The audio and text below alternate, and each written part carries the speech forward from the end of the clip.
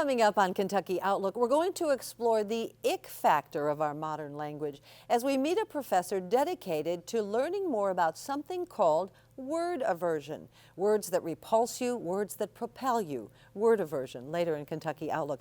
But first, it turns out the Commonwealth is out with its latest Kentucky tourism numbers, and it appears that our fine state, especially our region of the Commonwealth, is doing quite well in attracting lots and lots of people from all over the world. And those people bring their dollars with them. We're going to talk about Kentucky and tourism numbers coming up on Kentucky Outlook. Stay with us.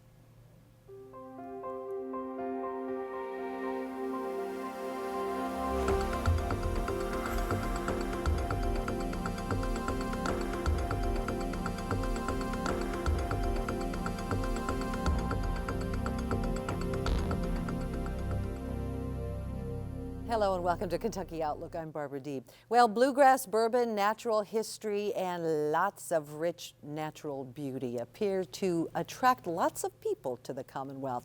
Joining us now, we're going to talk with two individuals in the know about Kentucky tourism. As the state, well, nationally, I guess we're celebrating tourism, but also some really lovely numbers for the state of Kentucky as it relates to tourism. Sandra Wilson joins us. She's with the Horse Cave Hart County Tourist Commission. Thank you for being here. Thank you. And yes, indeed, Duncan Hines. He is a descendant of Duncan Hines, the cook guy. We'll talk more about that, but Duncan Hines is representing the Bowling Green area Visitors and Convention Bureau. Thanks for being here. Thank you. I know you get that all the time, right? Yes, I do. You are, how are you related to Duncan? Duncan, the technical way is Duncan would be my grandfather's first cousin, so it's first cousin twice removed. And then you got the name. Then I got the name. And to carry it. Yes, and I don't think my mother wanted me to have the name, but grandfather pushed it. I think it's a great thing, and especially with the work that you do with the Bowling Green Area Visitors and Convention Bureau, when you go to solicit and get people to come to Kentucky, they like the fact that you're Duncan Hines. Absolutely. It's definitely a conversation starter. And, you know, it's always great that everybody wants the cake mixes and they want them signed and everything. So, you know, they could definitely go back home and say they've met the Duncan Hines. That's right. And it would be the truth. It absolutely would. Let's talk a little bit about yesterday's report that was commissioned by the Kentucky Tourism, Art, and Heritage Cabinet. They wanted to see, they took a look at 2012 to kind of see, you know, how are we doing tourism-wise? Well, we know that the economy has kind of been not so great. So a lot of people are doing what they call staycations, where they're staying close to home. And yet the numbers that we got yesterday kind of reflect that, guess what? People are driving here, they're flying here, they're coming here as a destination. They really are, and we were happy to see the increase. Statewide 4.4%, which is a real boon to the local economy. And our region was even higher than that, 5.5%. So we're excited that our 9-county region that goes from Hart County down to the Tennessee line is on the upsweep. I think that Interstate 65 has helped us, and we try to play off of Mammoth Cave National Park. So it's a great opportunity to bring outside money to the area. So you're representing two different entities, if you will. You know, you've got the Bowling Green area, you've got the Hart County, and so you work together, you're not punching each other out, so it does need to be a collaborative effort. Right. Talk a little bit about why that's so important. Well, people come to spend some time in the area, and we want them to stay overnight, several nights if we can. So they're looking for a place to stay, like a hub of a wheel, and the spokes are the things that they can do from that area.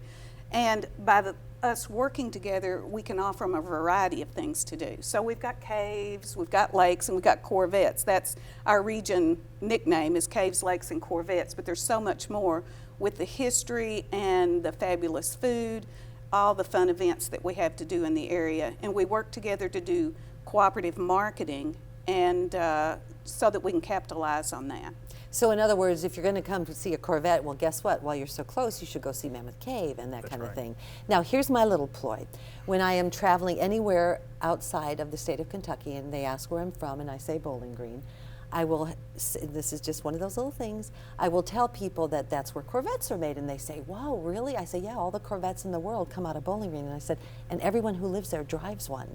And there's that moment, I promise you, where someone will go, But you know what? But it's those kinds of things that we as people from these parts take with us when we go to other parts. So we're all tourism officials in that respect, aren't we? And you want things to identify with, and Corvette is a great thing.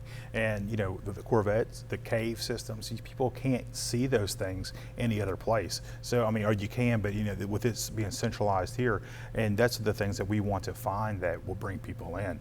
And those are two of the greatest assets that we have.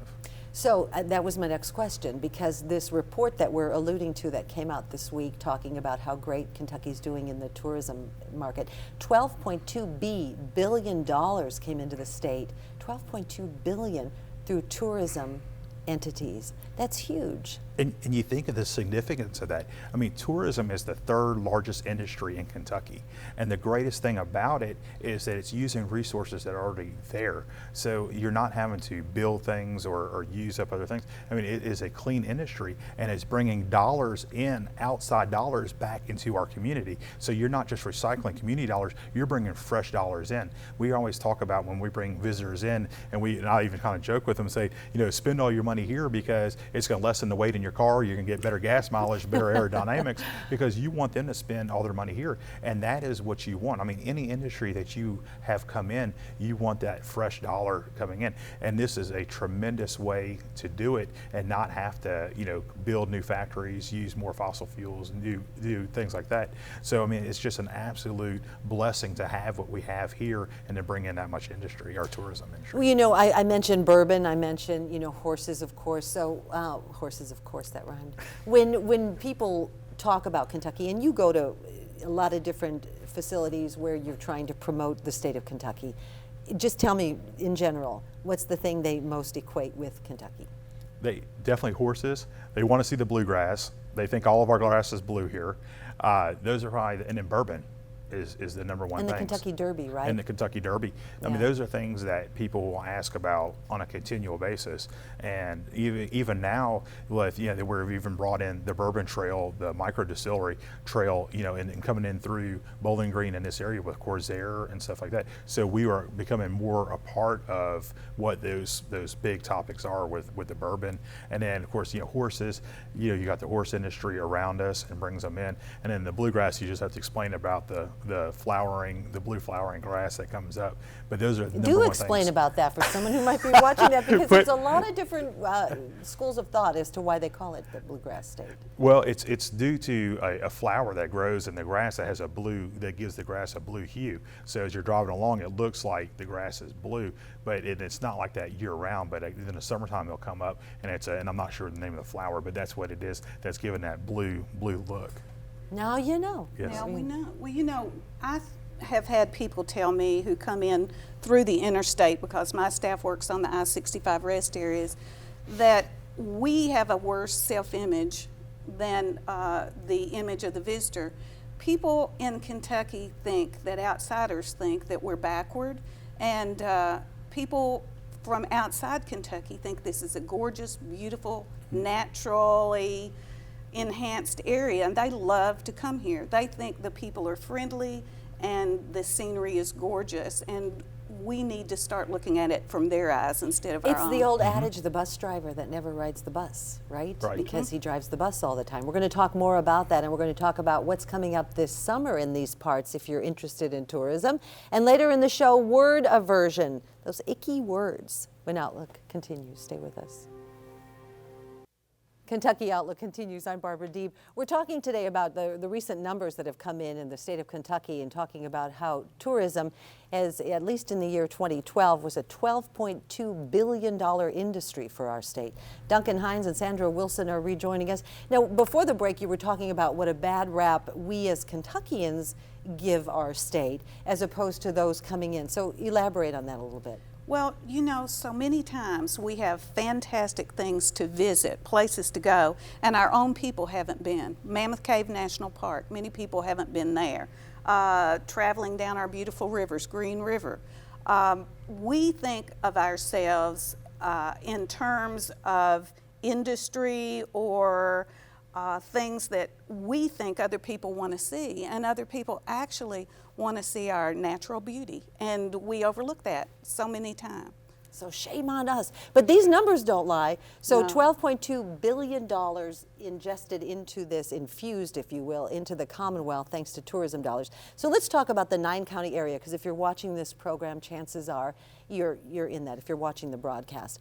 But the 9-county area, you said, goes from Hart County to the Tennessee line. So we're talking about Simpson County, Warren County, what other counties? Barron County. Barron County, I forgot about Edmondson Barron. County. Edmondson. Kind of Allen County. those in the Barron River Area Development District, Exactly. pretty much. Okay, so when we talk about that 9-county area, you're very fortunate. You got Mammoth Cave. Oh my gosh, you have Bowling Green, you've got the Corvettes. So you do have some things to tout. So those are the biggies, but you want to get people in here also for the mom and pops, for so many other things. Well, the big trend now is like agritourism. So like in our area, if you want to go out to like Cheney's Dairy Farm and see how they make the ice cream, see how they do the cows, that's a big thing. You could come to smaller things, like we have a L&N train depot here in Bowling Green. Those are things, and these museums, if you go to them, I mean, they are top class. So you're getting these people who are coming in from out of state and seeing this and thinking how wonderful it is. And once you hear it from their perspective, then you really start appreciating what you have. And I think it's like what you're saying, that when you're here and you see it every day, you don't really get the full appreciation. But Kentucky is one of the most beautiful states, I mean, by far, that you could go to. I mean, the terrain that we have, the wildlife, everything. And if you're not into that, look at all the wonderful things. I mean, not far from here, then you go up to Cave City and all of the activities you have. Zip lining. I mean, how cool is that? I mean, you can zip line outside, zip line through a cave. You can, I mean, there's so many things in this outdoor action tourism is huge. And people, so you're not sitting inside looking at things, people get outside and do things, and it attracts a variety of ages too. Go ahead. Well, the adventure tourism that he mentioned, we have lots of adventure tourism, and much of it is available for families. So Kentucky Down Under Adventure Zoo, Dinosaur World in Cave City, in addition to Mammoth Cave National Park and our other show caves that are absolutely gorgeous. Amazing. I'm grinning because if you're driving down Interstate 65 and you get to that particular exit, there over to the right is a huge dinosaur. Don't be fooled. But Dinosaur World, and those are things that are really do attract a lot of people. Kentucky Down Under, a little taste of Australia. So that having been said, you're watching this program and you're going, yeah, we have really a lot. But what people don't realize is these bring jobs as well. They sustain jobs, yeah? Absolutely. I mean, tourism is the second largest employer of Kentucky. I mean, you think of all the people who work in museums, work in hotels, work in convention services, service restaurants. I mean, that is a huge employer. And though you might want to break it down, I mean, tourism is the big impact, and that's what's bringing the people in. We wouldn't have, in cities like Bowling Green, I mean, a lot of tourism outside areas or outside people are bringing in a lot of money, and that allows us to have a better level of living and more items here. So not only does it benefit and neat for the traveler, but for our living here, it makes it a lot better for us. Yeah, but there's that bummer part where all these people are in our city now, and there's more traffic. But that's what I tell people. I say, if you're out on one of our major roads and it's backed up in traffic and you see a license plates from out of state, I mean, one thing, make it a game and see how many you do, but that means tourism is working, and that's what you want. And you'll learn the back roads if you have to, or pay attention when the big events are coming in to know not to go on the main roads.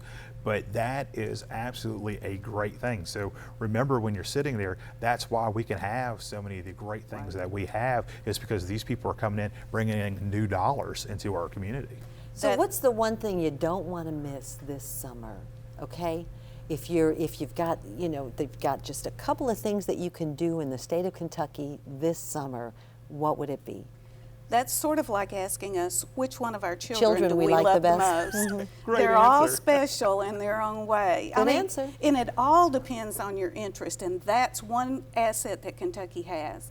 We have a variety of interests that we can fill here, even in this small region. So we've got your history and your culture, your music. We have your outdoor zip-lining adventure, and your kids can pet the kangaroos. There's all kinds of things to do for the entire family.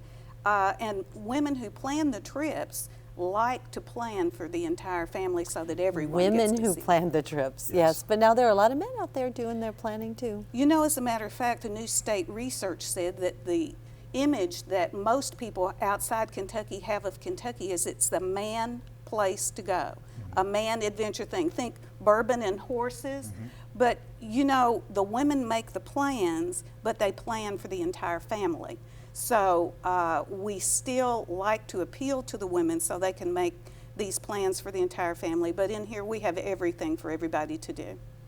But I cut you off a little bit ago. You were going to say something as it relates to what we were talking about, the bringing these people in. What did you remember what it was? Well, they bring dollars. I like to see the people when they come in. It's just dollar bills coming in from outside. It's jobs, it's businesses, and it's tax money that our people don't have to pay. Local people don't have to pay as much because our visitors are paying some of the taxes. So it's a relief in several different ways for us. Absolutely. And you know, in a lot of things, you know, the tourism offices and stuff, we're funded through, at least here in Bowling Green, you know, we're funded through hotel room tax. So that's not a tax on our local people. That's a tax on those coming through here. So all these great things and all these large events that we're bringing in, the cost is not, the burden's not on our local folks. It's the visitors.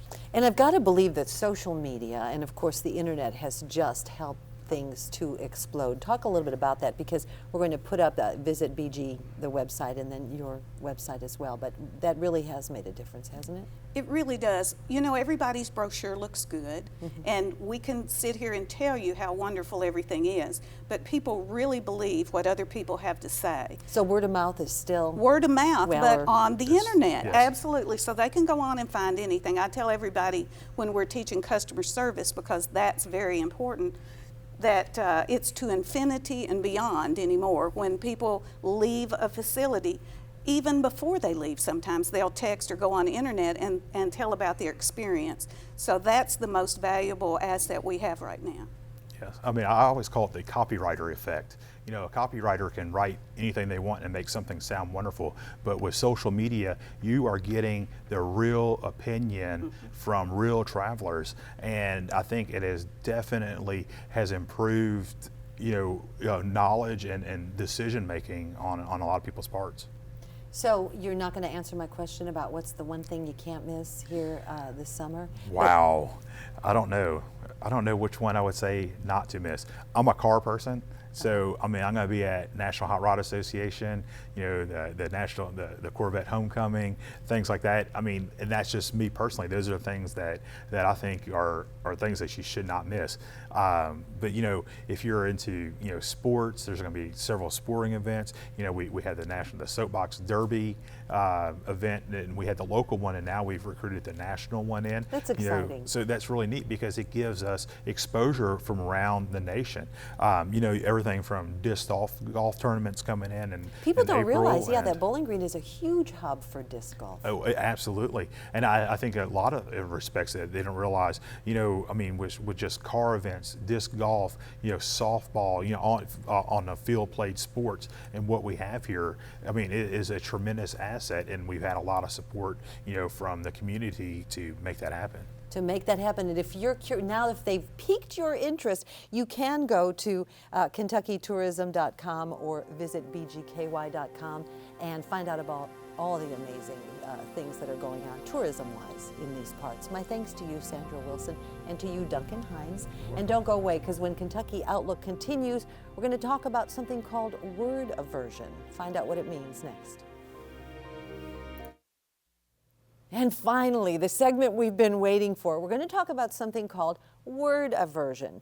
Go to Google or, you know, whatever search engine you like to, but type in moist and or dirty word, and you'll get over 250,000 hits. As it turned out, moist seems to be the word that, according to blogger Mark Lieberman, filed under complementary linguistics, is probably one of the most yucky words out there, for lack of a better word. Welcome with me, if you will, Dr. Elizabeth Winkler, who's a linguist with WKU's English department. Thanks for being here. And so, help me define for our audience what we mean when we say word aversion. It's usually a word, and it's not an obscene word or a profane word. It's a word that gets people feeling, for a technical word here, icky, Yeah. and that they don't want to use it because they have decided that that word has connotations that it doesn't necessarily have coming out of the dictionary. Huh. And moist was one. Now, there's a demographic element to all of this. It Yes. seems to be targeted towards certain demographics. Younger people. I teach a section in my Introduction to Linguistics class called Speaking the Unspeakable, and we talk about profanity and obscenity and how they're different. And one of the things I often say is it makes me sad that so many obscene words are used so often because, you can't say anything really shocking anymore because The shock factor's people gone. drop the F-bomb so often that it doesn't have any shock value anymore. My mother uses it, so what fun is that? Oh, my. Takes all the fun out of it. Yes, it does. But so I said, in many cultures, when a word no longer is obscene, people replace it with another word. Another word seems to take the place of the first word. And I said, are there any words that you all use or won't use that are words that could be obscene? And this was about 5 years ago, and a bunch of students raised their hands, and I called on the first one. She said, moist. I said, what? And she said, moist. I said, you mean like a moist cake? And she goes, no, not moist like a woman. And I'm just sitting here thinking, are you insane? I mean, how could this word that is so plain and unmarked for people over 30 all of a sudden become, and all the women in the room were shaking their heads yes. And so I asked, and at that point in time, most of the women were bothered by that word, but very few of the men. And now, 5 years later, when I asked that question in class, a lot of the men are also uncomfortable with that word and they won't use it. In fact, there was a professor at the University of Georgia in a class of Shakespeare who used the word moist in a class lecture, and the female students stopped him and said he was using a word that was offensive to women. Wow. And he was going, what word? Well, if we look at the demographics, what's a word that the 60 and over maybe find offensive? Would it be back to the traditional? I think then we go back more to the traditional obscene words or profane words, depending upon. Help us understand the difference between obscenity and profanity. Obscenity would be the traditional dirty words. If you like George Carlin, the 7 dirty words you can't say on TV, of course, until South Park, which broke the mold on that one, and any reality TV that you watch now has a lot of these words. But a profanity comes from the sacred and the profane. And profanity is the use of religious terms in anger or in using them in a way that has nothing to do with religion. So many people choose to be obscene, but they choose not to be profane because they don't want to offend people who are religious. Many young people, I find, don't know the difference. They don't recognize that there is a class difference between these.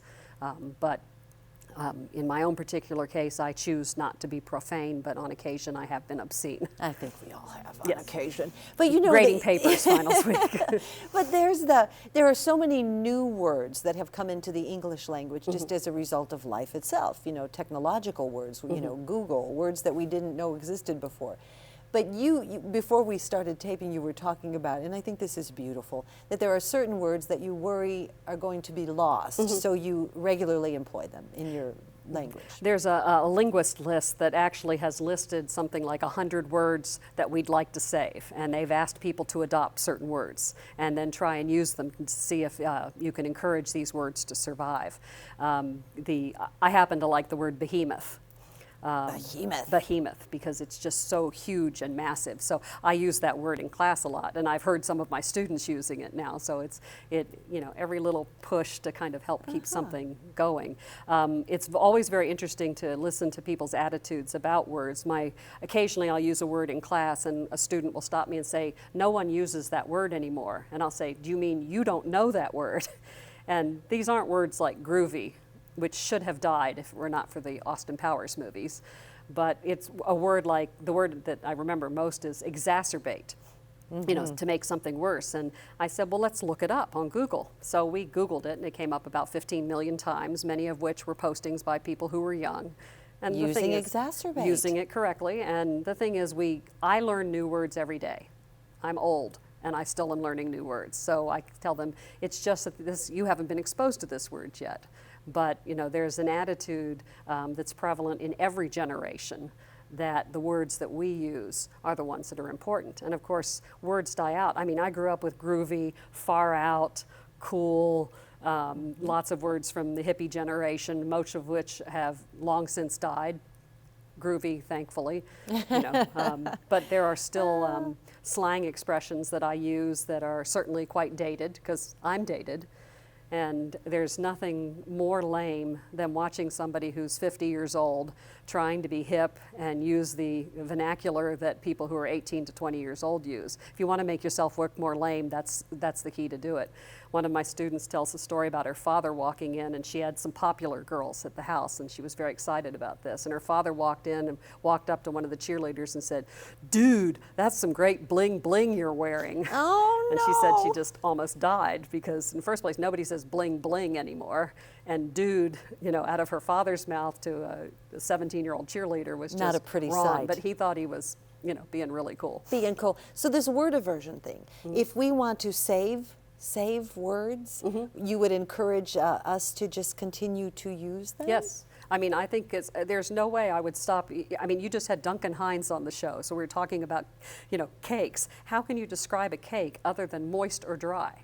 That's There right. are many, many uses for these words that have nothing to do with fecundity, and a lot of these words relate to things that have to do with female sexuality, that they can be connected to female sexuality. And despite the fact that you can hear and see almost anything on television, people are still pretty conflicted about that topic. And we find that there's this incredible bawdiness on one side, but there's a discomfort with these topics on the other. One of the other words on the list that I thought was a hoot was cornucopia, which to me, Yeah. When's the last time you used cornucopia, though? probably in 6th grade at But it sounds like a dirty Thanksgiving. act. At Thanksgiving, when we made a cornucopia with fruit and other things coming But out right, of it. people think it's a dirty act. Yeah. And then slacks, that was another one. We're Slacks, out of time. yeah. Will you come back and talk to us again? Certainly. I loved it. Word aversion, look it up. Who knew? We've been talking with Dr. Elizabeth Winkler, and that's going to wrap it up for this week's edition of Kentucky Outlook. Until next time, I'm Barbara Deeb. Thanks for joining us.